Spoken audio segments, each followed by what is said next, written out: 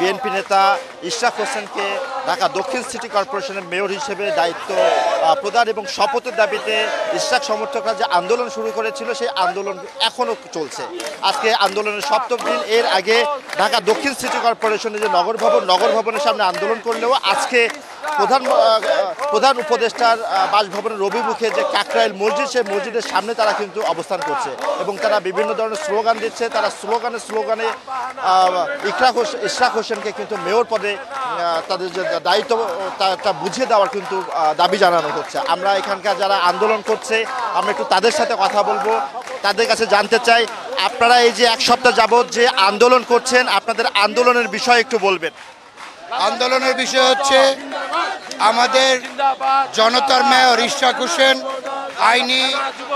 আইনিভাবে সব বাধা পেরিয়ে ওনার প্রজ্ঞাপন জারি হয়েছে মেয়রের জন্য, কিন্তু তাকে এখনো শপথ করানো হচ্ছে না। এটার প্রতিবাদে ঢাকাবাসী রাজপথে নেমে এসেছে।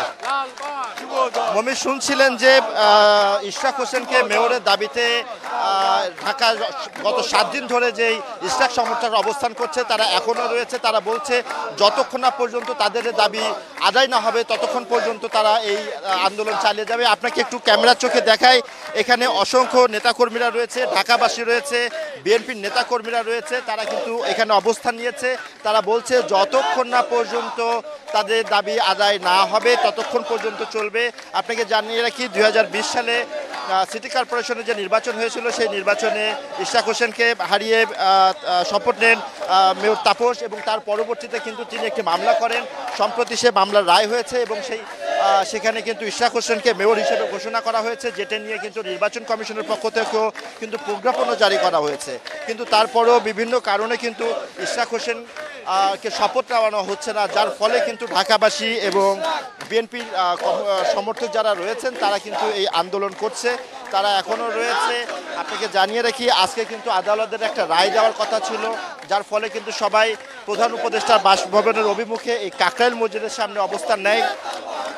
কিন্তু আজকে কিন্তু সেই রায়টি পিছিয়ে আগামীকাল নির্ধারণ করা হয়েছে। আপনাকে একটু দেখাই, এখানকার নেতাকর্মীরা কিন্তু স্লোগানে মুখরিত করে রেখেছে।